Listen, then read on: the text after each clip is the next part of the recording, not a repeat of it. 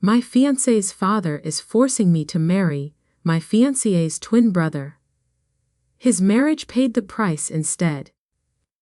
The words came out of Daniel West's mouth like a sentence, cold and deliberate, the weight of them settling between us like a heavy stone. I stood there, frozen, barely able to comprehend what he was saying. The room was too quiet, the tension too thick for me to breathe. Alex, my fiancé, stood beside me, his face pale. He hadn't said a word since his father, Daniel, had walked into the room with that smile, a smile that didn't reach his eyes. I turned to Alex, hoping for some kind of reassurance, some kind of defense, but all I saw was guilt, a mixture of fear and helplessness. He avoided my gaze, his eyes darting to the floor. "You can't be serious," I whispered, my voice shaking. The engagement ring on my finger felt heavier than it ever had before. Was I really about to lose everything? My future with Alex, my place in this family. I wasn't sure if I could even trust him anymore. Daniel's smile widened, his posture relaxed, as if he were enjoying the power he held over us. "Oh, I'm very serious, Brooke. You see, the family fortune comes with strings attached. You've been a part of this family for a while now. But if you want Alex to inherit the business, you'll need to make the right choice. And right now, that choice is marrying Dylan." I blinked, my mind scrambling to catch up with the words. Dylan, Alex's twin brother. The one I had always been told to stay away from. The one who never seemed to fit in with the rest of us. I could feel my heart racing, a mix of confusion and disbelief flooding through me. "Why?" I asked, my voice barely above a whisper. "Why him? Why not Alex?" Daniel's gaze never wavered. "Because Alex can't handle the pressure, and Dylan, well, he's been groomed for this role. He's always been the one I could trust." He leaned forward, his eyes narrowing, and I felt the sting of his words like a slap across my face. "You've always been a distraction, Brooke. I gave you a place in this family, but it's time to make the right decision. Marry Dylan, or lose everything." I couldn't breathe. My legs felt like they might give out beneath me. The walls of the room seemed to close in, and all I could hear was the steady beat of my own heart pounding in my chest. Alex, still silent, finally stepped back. The message was clear. He wasn't going to fight for me. He wasn't going to stand up to his father. This was it. My entire world was shifting, and I had no idea where I stood in the middle of it. I felt a tear slip down my cheek, but I wiped it away quickly, afraid to show weakness.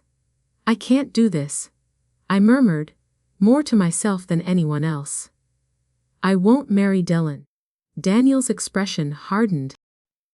"You'll do as I say, Brooke. You don't have a choice." The room grew colder, and I could feel the weight of my future slipping through my fingers. This wasn't just about a marriage. It was about control. I wanted to scream, to break free, but all I could do was nod, my mind spinning. "I'll never be a part of this," I said, but I knew the words wouldn't matter. Not when Daniel had already made his choice. The silence that followed was suffocating.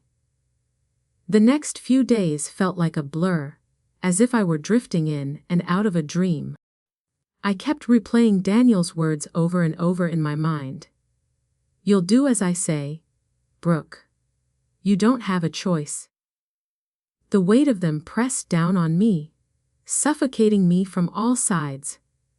I tried to talk to Alex, tried to make sense of it all, but every time I did, his silence only spoke louder. He never once told me that he would stand by me, Not when I needed him most. His father's influence had already taken over. And I could see it in the way Alex moved, the way his shoulders sagged. He was trapped, just like I was, but I wasn't sure anymore if he even wanted to escape. That night, I sat in my apartment, the small space feeling colder than usual.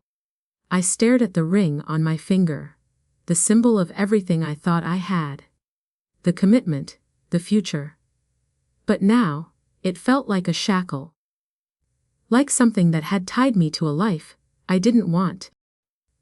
I had been so sure about Alex, so sure that he was the one I wanted to spend my life with. But that was before his father had played his hand. I ran my fingers along the edge of the ring, my mind racing. Why? I whispered into the empty room. Why had Alex not stood up for me? For us?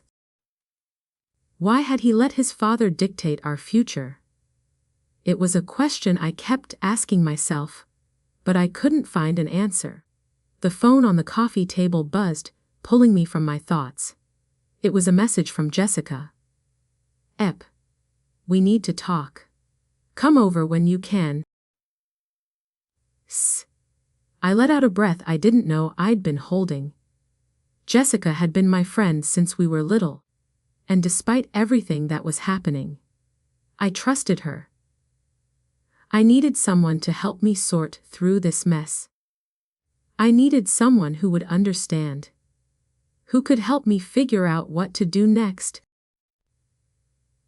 I grabbed my coat and stepped out into the cool night air. The walk to Jessica's apartment didn't take long, but it gave me time to clear my head, time to think. When I arrived, she was waiting for me, her expression serious, as though she knew the storm I was walking into. "Come in," she said softly, leading me inside. I sat on the couch, the familiar scent of her apartment calming me for a moment.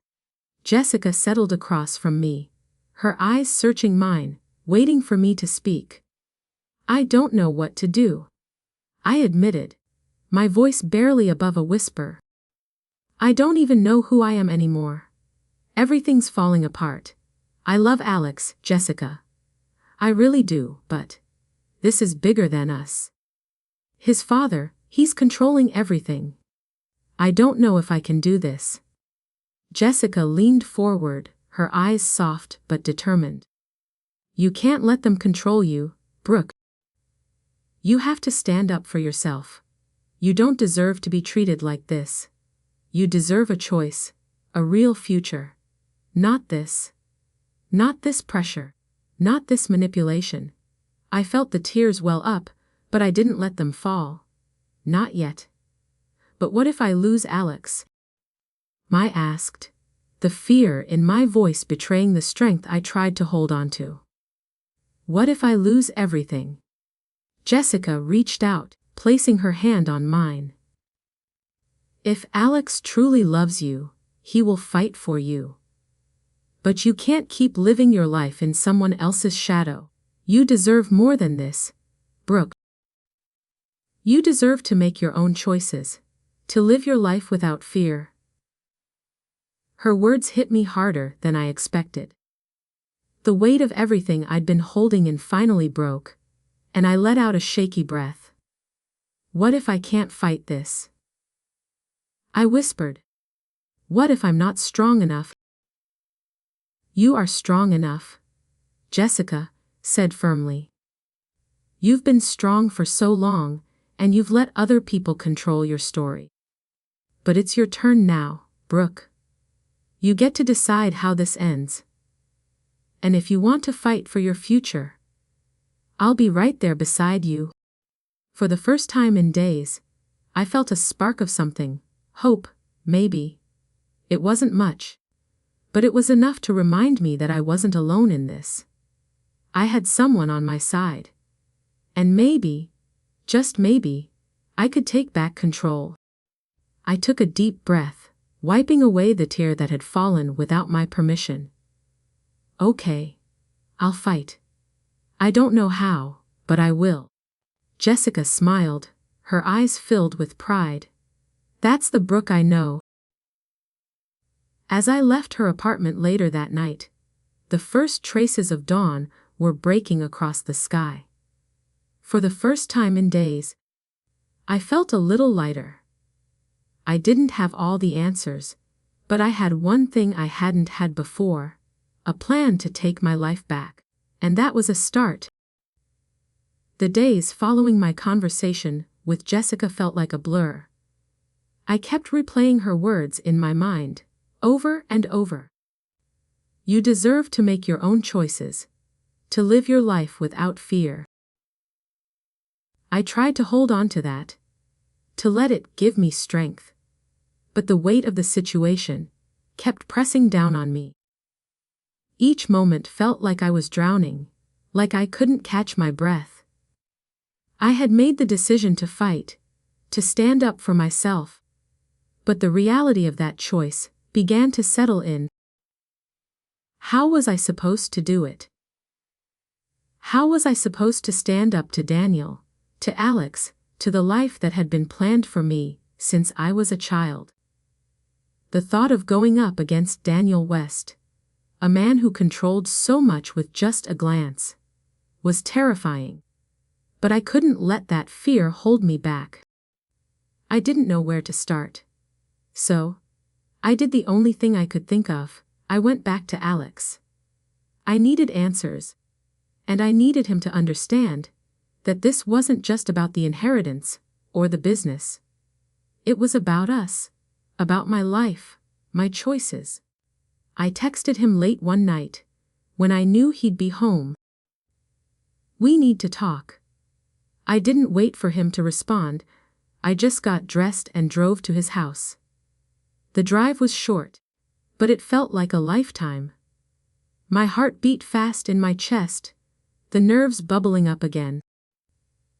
When I parked outside his house, I sat for a moment, gathering myself, trying to steady my hands. I knew this wasn't going to be easy, but it had to be done. I rang the doorbell, my stomach in knots. When Alex opened the door, I saw the exhaustion in his eyes, the same hollow look I had seen in him for days. He stepped aside to let me in without saying a word. "Alex, we need to talk," I said as I walked into the living room. He followed me, but he didn't sit down. He just leaned against the wall, watching me with a guarded expression. "About what, Brooke?"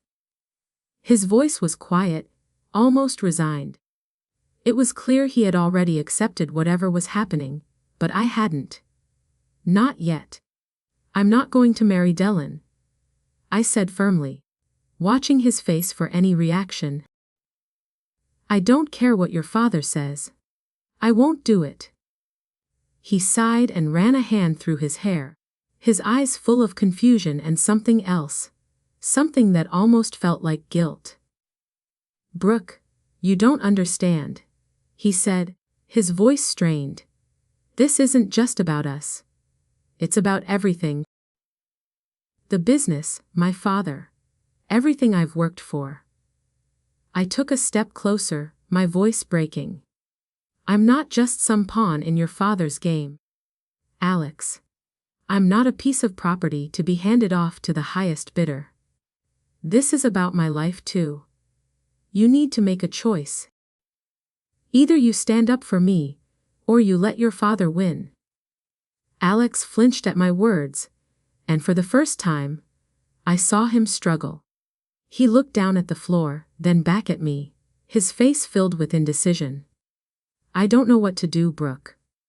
I love you. I do, but, I interrupted. "But you'll let your father control everything, even our future." "I can't just walk away from everything," he said, his voice pleading. "You don't understand the consequences. If I defy my father, if I don't do what he says, I lose everything. The company, the money, my future." I shook my head. "And what about me, Alex? What about us?" He was silent for a long moment, and the weight of his silence felt like a punch to my gut. I don't know if I can give you that, Brooke. He finally said, his voice soft. Not the way you want. The tears welled up in my eyes, and I blinked them away. I had always known that Alex was caught between his family and his love for me. But hearing it from him, hearing him admit that he couldn't choose me, that hurt more than I ever imagined. So that's it. I whispered. You're just going to let me go. You're going to let your father have his way, even if it means tearing us apart. Alex closed his eyes and looked away, unable to meet my gaze. I don't know, Brooke. I don't know what to do. I stood there, staring at him, feeling my heart break a little more with every second that passed. I wanted to reach out, to pull him toward me, to fix everything, but I knew I couldn't. Not if he wasn't willing to fight for me. I was tired of being the one to fight for us. I can't do this anymore, I said quietly. I'm done, Alex. I'm done waiting for you to choose me. He looked up at me, his face full of pain.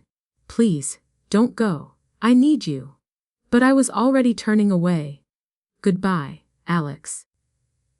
I walked out the door and into the cold night, feeling the weight of my decision settle in. I had just made the hardest choice of my life, but I knew it was the right one. I couldn't keep waiting for him to make up his mind.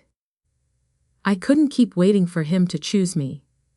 I got into my car, staring out at the empty street, and for the first time in a long time, I felt a strange sense of freedom. I didn't know what was next, but I knew one thing for sure. I wasn't going to let anyone dictate my life anymore. Not Alex. Not Daniel. And definitely not anyone else. It was time to take control.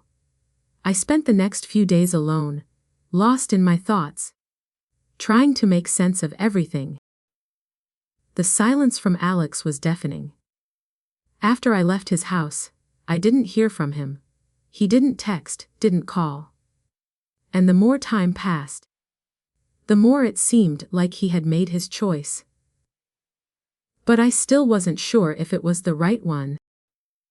Jessica reached out to me every day, checking in, making sure I was okay.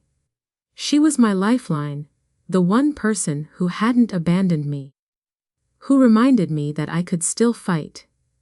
But even with her support, I couldn't shake the feeling that I was losing something, or someone, important.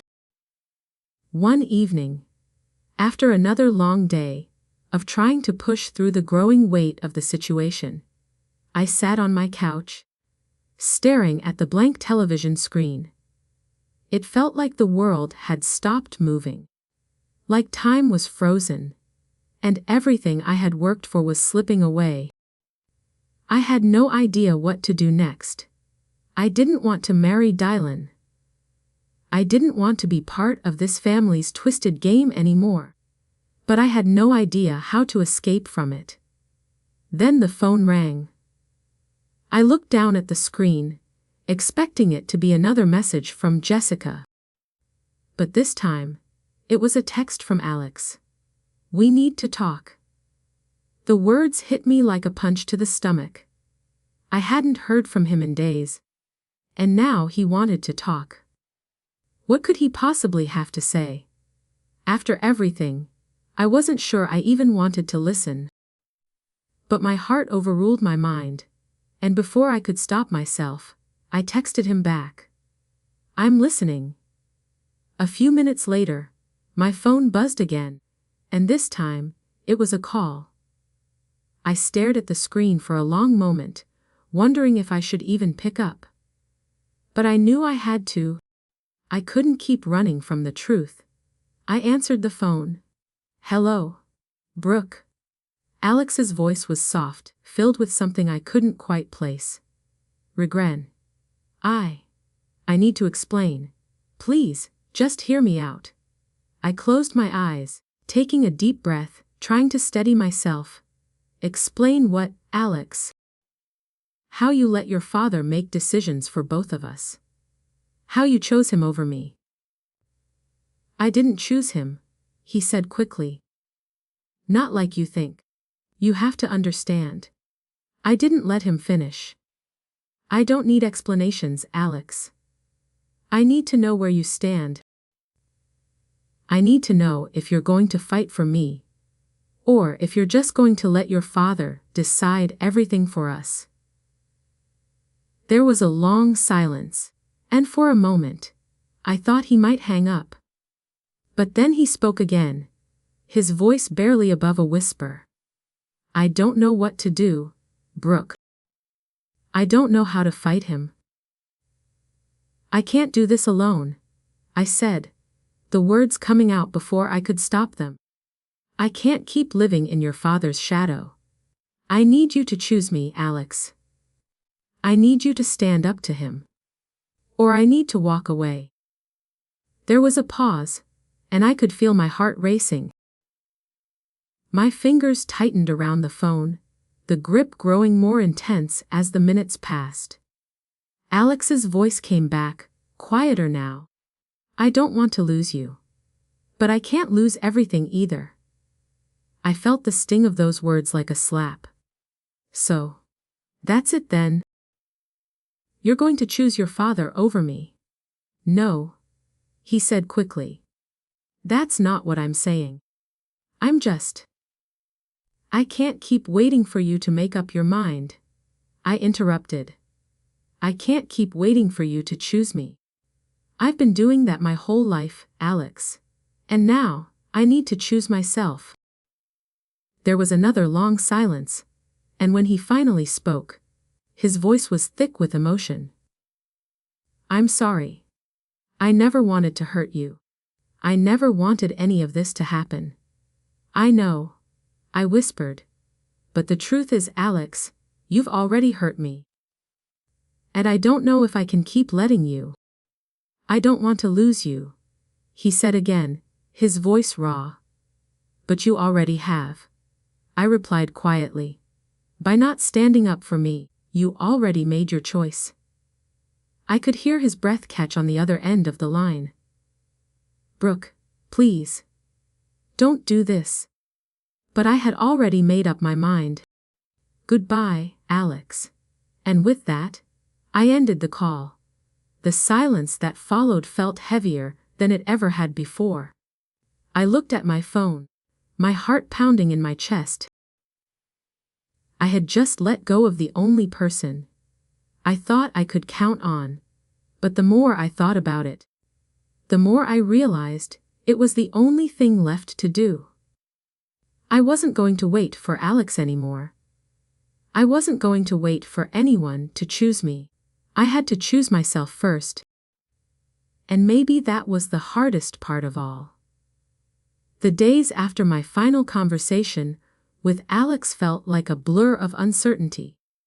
I spent most of my time in my apartment, walking around in circles, unable to shake the weight of everything that had happened. I kept telling myself that walking away was the right thing to do, that it was the only way I could ever be free, but the loneliness gnawed at me. I missed him. I missed the way we used to be, before his father's shadow loomed over us. Before I became a pawn in a game I never agreed to play. I tried to keep my focus. I spent hours at the coffee shop down the street, reading and writing, but the words never came. Every time I looked up, I was reminded of the life I had left behind. I couldn't stop thinking about Alex, about the way his voice cracked when he said he didn't want to lose me, yet somehow couldn't bring himself to choose me over everything his father had set in motion. Was I wrong? Was I being unreasonable? I didn't have answers, but I knew one thing: I couldn't keep waiting for him to decide. I had made my choice, and it was time to move forward. I texted Jessica again that night. "Can we meet tomorrow?" The message was simple, but it was the first step toward finding the clarity I needed. The next afternoon, I met her at our usual spot. The small cafe, tucked away from the busy streets, always felt like a place where I could just breathe. Jessica was already there, sipping her coffee and scrolling through her phone. But when she looked up, she immediately saw the tension in my face. "Brooke," she said, her voice gentle but knowing. "How are you doing?" "I don't know," I admitted, sitting across from her. "I feel lost, I guess. Like I made the right choice, but now I'm not so sure." Jessica set her phone down and leaned forward, her expression softening. "It's okay to feel lost. You've been through a lot. This is huge, Brooke. You just walked away from everything. But you're strong. You're going to figure it out."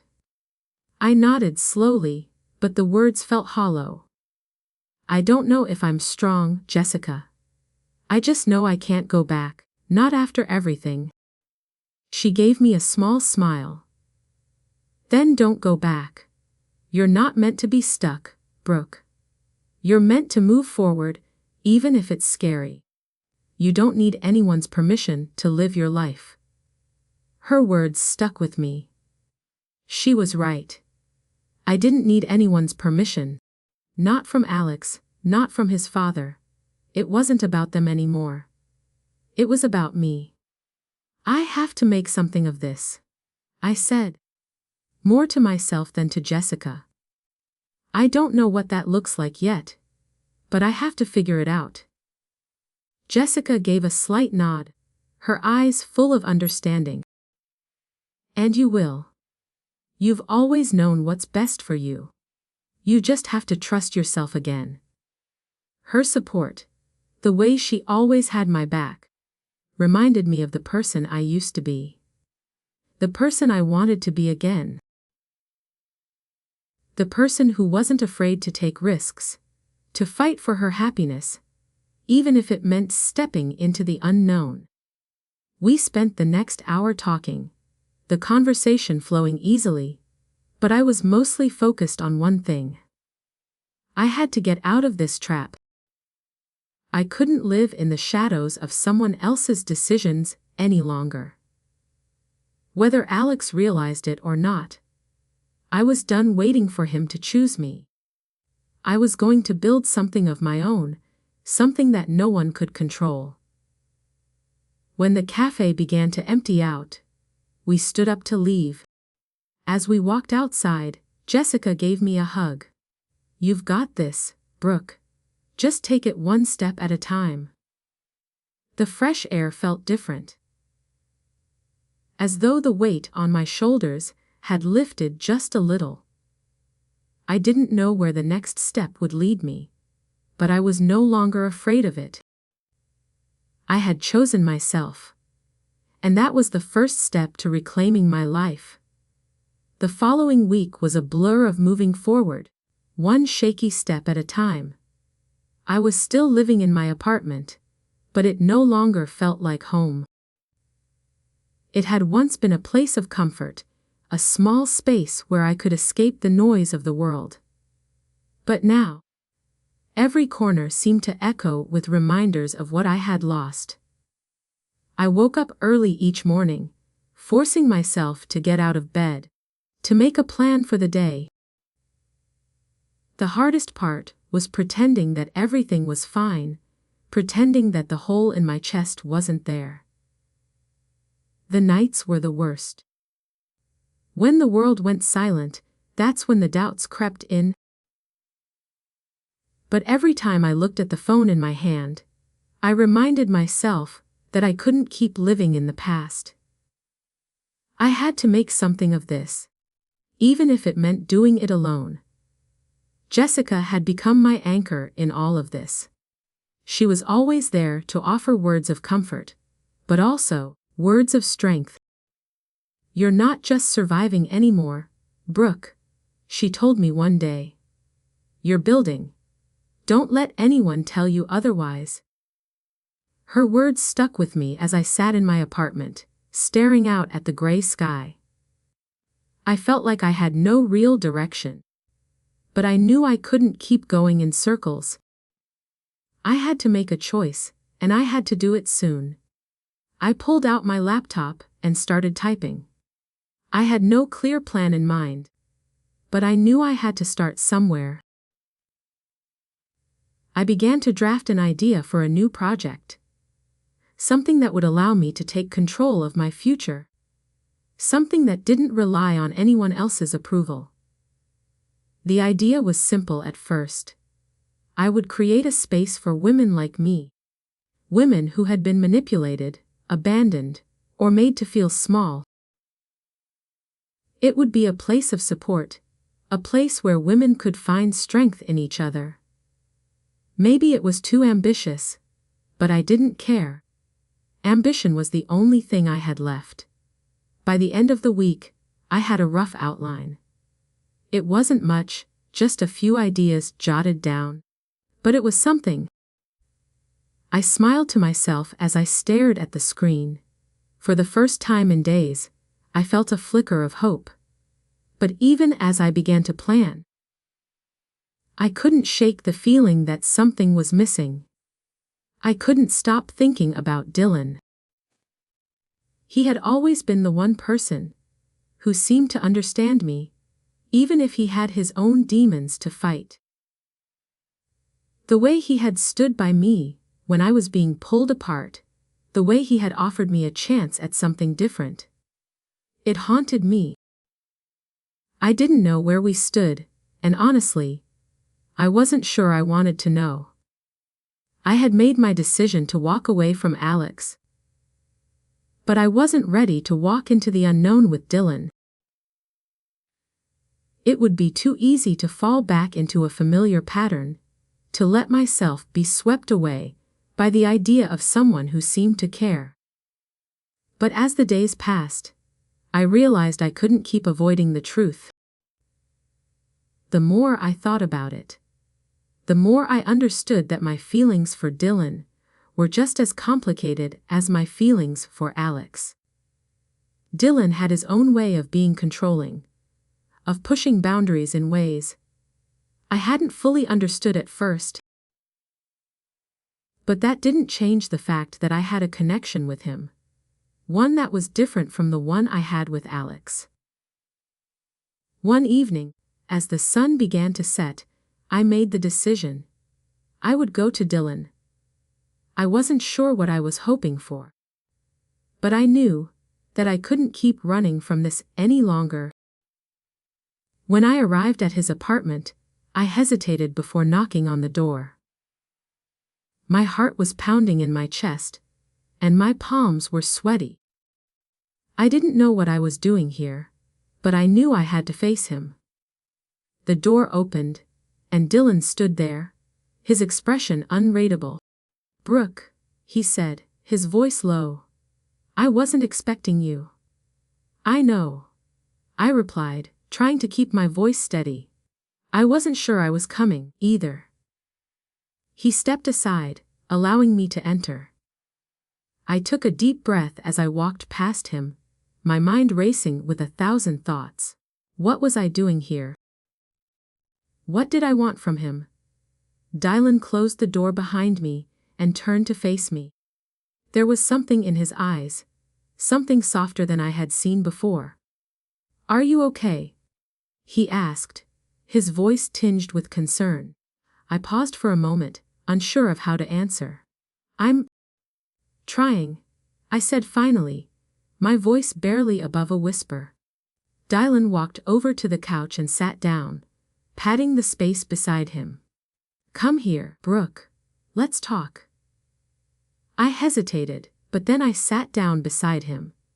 The silence between us was thick, but it wasn't uncomfortable. It was like we were both waiting for the right moment to say what needed to be said. "I've been thinking about everything," I said finally. "About Alex, about your father, About what's next. Dylan looked at me, his eyes searching mine. What do you want, Brooke? I want to stop letting other people decide for me, I said, my voice steady. I want to take control of my life. I don't know what that looks like yet, but I have to figure it out. Dylan nodded slowly, his gaze softening. You've always been strong, Brooke. I think you know what you're doing. I'm just here for you. However you need me. His words lingered in the air between us, and for the first time in a long time, I felt like I was not alone. Like maybe, just maybe, I wasn't as lost as I thought. As I looked at Dylan, I realized that I didn't need to have everything figured out right now. I just needed to take it one step at a time, and maybe, just maybe, he would be there with me. The following week was a blur of decisions, both big and small, each one adding weight to the choices I had made. Every step forward felt like I was walking on a tightrope, but I wasn't sure if I was balancing or about to fall. Despite all the uncertainty, one thing had become clear: I couldn't go back. I had chosen to walk away from Alex, to reject the life his family had tried to force on me. But the aftermath, this feeling of emptiness, was harder than I thought it would be. I spent my days trying to focus, keeping busy with small projects that I hadn't touched in weeks. I started looking for new opportunities, new places to invest my energy. But no matter what I did, I kept thinking about Dylan. There was something about him, something I couldn't quite put my finger on, that both drew me in and kept me at a distance. He had always been different from Alex. Not in the obvious ways. He still carried the same last name, the same family burdens, but there was an air of understanding between us that I had never shared with Alex. A quiet recognition of the chaos that surrounded us, a silent agreement that maybe, just maybe, we could find our own way through it. But that wasn't enough. It couldn't be. Not yet. I didn't want to admit that a part of me was still holding on to the hope that maybe, if I let myself get close to Dylan, it would ease the ache from walking away from Alex. But I couldn't use him as a way to fill the void left by someone else. I had to stand on my own, and I had to do it for myself. One night, as I sat on the edge of my bed, my phone buzzed in my hand. The message was from Dylan. I know you're probably busy, but I've been thinking about what you said. I just wanted to check in. Are you okay? I read it several times, each word making my chest tighten. Was I okay? No? Not really. But maybe it was time to start being okay with that. I had spent so much time pretending to have everything under control, hiding behind a mask of strength, that I had forgotten what it felt like to be honest with myself. I typed out a reply. I'm getting there, one day at a time. A few seconds later, Dylan responded. I know it's a lot, but I'm here whenever you need to talk. Sis. His words hit me harder than I expected. It wasn't the offer of comfort that unsettled me. It was the simplicity of it. The understanding in his tone. He wasn't asking for anything. He wasn't trying to fix anything. He was just there. I leaned back on the bed, staring at the ceiling. Maybe that's what I needed more than anything right now. Someone who would just be there. Someone who wouldn't try to push me toward a decision, who wouldn't demand answers before I was ready to give them. I let the message sit on my phone for a while, just thinking. Then, after a long moment, I typed a reply. Thanks, Dylan. I might take you up on that soon. I hit send and set the phone down, feeling a small weight lift from my shoulders. I didn't know what was next. But for the first time in a long time, I didn't feel like I was alone in this fight. The next morning, I woke up with a renewed sense of clarity. I had a purpose again, even if I couldn't fully define it yet. I started taking the steps to create the space. I had dreamed of a support system for women who had been pushed aside, manipulated, or controlled. It wasn't just about me anymore. It was about giving other women the strength to reclaim their voices, to fight for themselves. Just as I had fought to get out from under the weight of everyone else's expectations. I spent the day researching, making calls, and mapping out what I wanted this to look like. Each step felt like I was carving out a future for myself, one where I wasn't defined by my past. I was creating something real, something that could stand on its own. And that gave me a sense of power I hadn't felt in so long. By the time the sun began to set, I had laid the groundwork for something that might just become the thing that defined me. Not as Alex's fiancé or Dylan's past lover, but as my own person. Someone who could stand on her own 2 feet, without anyone else telling her who she should be. I glanced at my phone again, seeing a new message from Dylan. I'm proud of you, Brooke. You're doing amazing things. For the first time in a long time, I smiled. Maybe I didn't have all the answers. Maybe I didn't have everything figured out. But I was finally starting to see that the answers didn't have to come all at once. They would come in time, and I would be ready when they did. And with that, I let myself feel a small flicker of hope. For the first time in weeks, I felt like maybe, just maybe, everything was going to be okay. The next few weeks passed by in a blur of small victories and quiet defeats. I had committed to the idea of building something from scratch. Something that was mine and mine alone. But the process of starting over was never as simple as it sounded. Every day felt like I was pushing through mud, each step slow and uncertain, yet I kept going. I spent a lot of time in front of my laptop, drafting plans, making lists, reaching out to potential collaborators. I knew I needed a team, a support system that wasn't tied to my past. Something that could help me create this new future. I was so determined to build. I poured myself into it, trying to ignore the ache in my chest that never seemed to go away.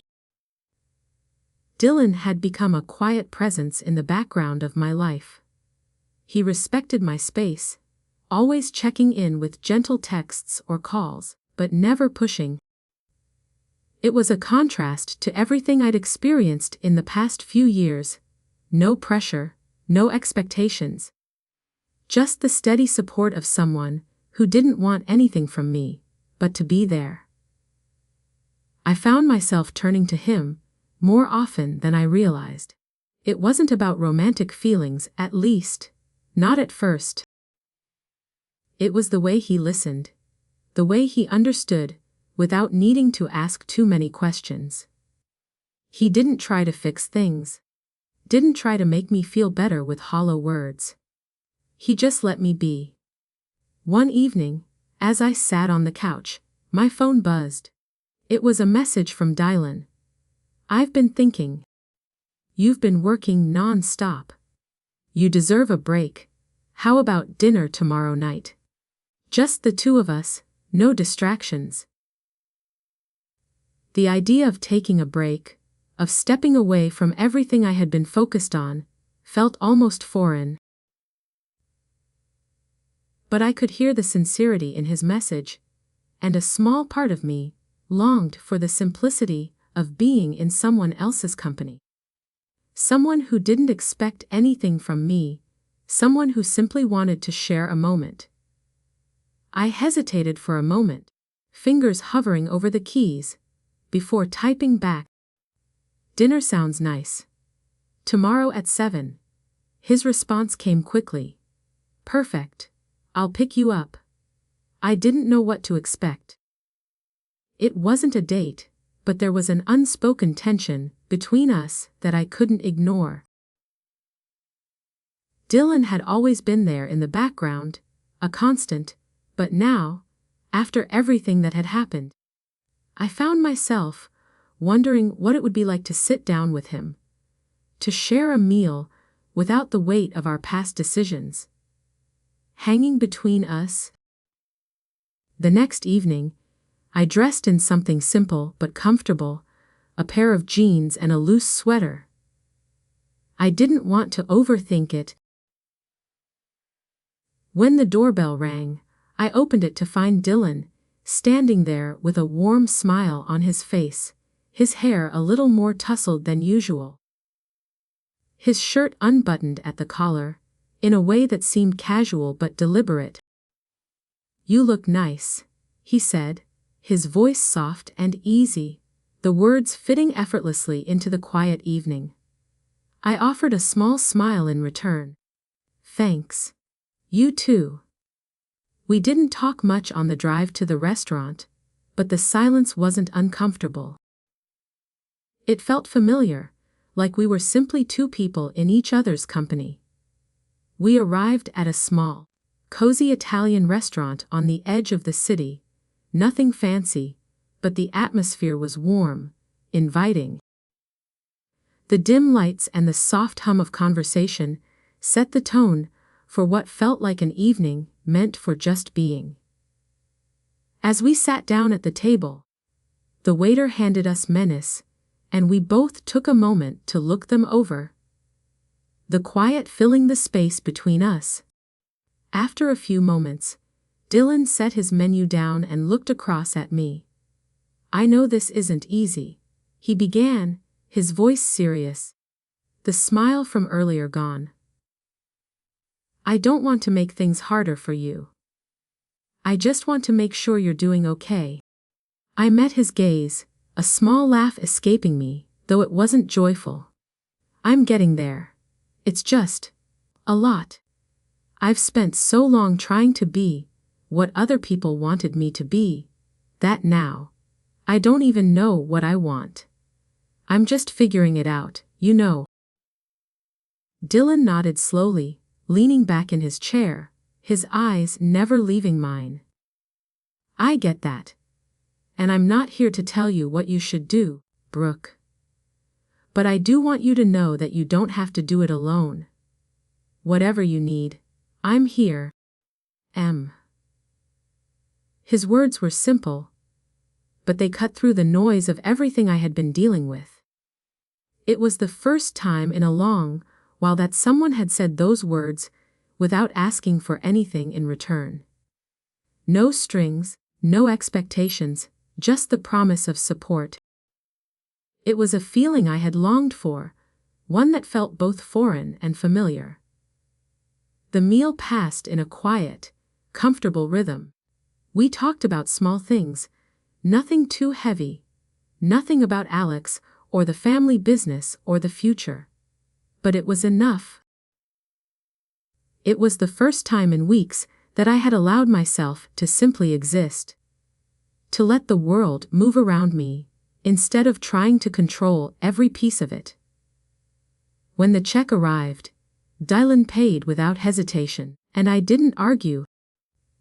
We walked out into the cool evening air, and for the first time in a long time, I felt at ease. Maybe it was the wine.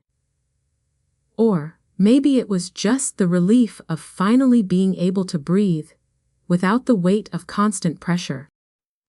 As we reached my apartment building, I turned to him, grateful for the evening. "Thank you, Dylan. For tonight. For everything." He gave me a small smile, one that reached his eyes. "Anytime, Brooke. Anytime. We stood there for a moment. The air between us thick with something unspoken. But it wasn't the kind of pressure that had followed me for so long. It was different. It was just a moment. A shared silence that didn't need words. And for the first time, I allowed myself to feel it. Hope.